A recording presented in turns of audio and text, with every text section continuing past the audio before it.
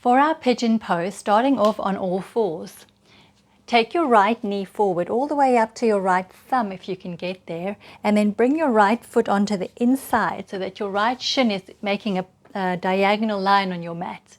Now you can try to slide your left leg further back as long as your hips are staying at an even distance from the floor. So try not to move the hips sideways, face the floor. When you've got into this deepest pigeon that you can do, you can start to bring your elbows down onto the floor. And back staying nice and long. So my shoulders and my hips are facing the floor. And if you feel like resting your head on something, again, you can use a brick or you can just rest it on your arms. And when you're here, start to take some deep breaths into your hip. This is a very good stretch. It's one of the best stretches, deep stretches for your hip. A lot of people can't get down this deep into their pigeon, so feel free to use some props. Sometimes we prop up with a brick underneath here or a cushion. So you can just do your best, however far down you can get. Another thing that people often do is take this knee out to the right side too far like that. And then you feel the stretch more in your inner thigh. So it's important that this knee stays in line. Front knee, my right knee is in line with my right hip. And on the other side, you'll see where the right foot is a bit more. So we'll take another deep breath here. I always find when people do this one in class, they often want to just stay here for a really long time once they get into it.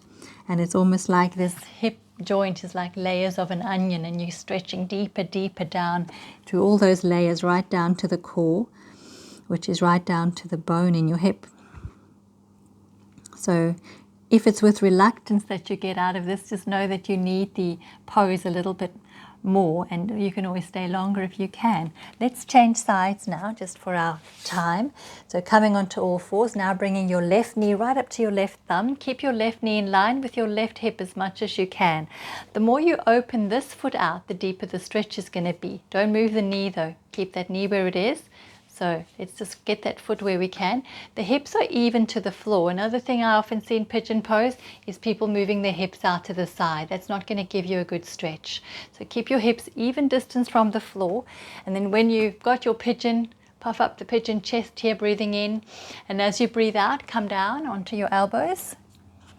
And then slowly rest your head down onto your brick. And this is where you get a chance to breathe and relax and focus on your hip. Giving that hip some attention.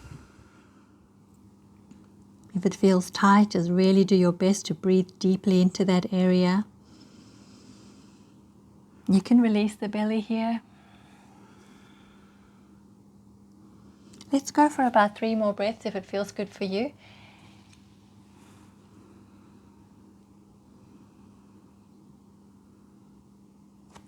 Well done. That was our last stretch and exercise.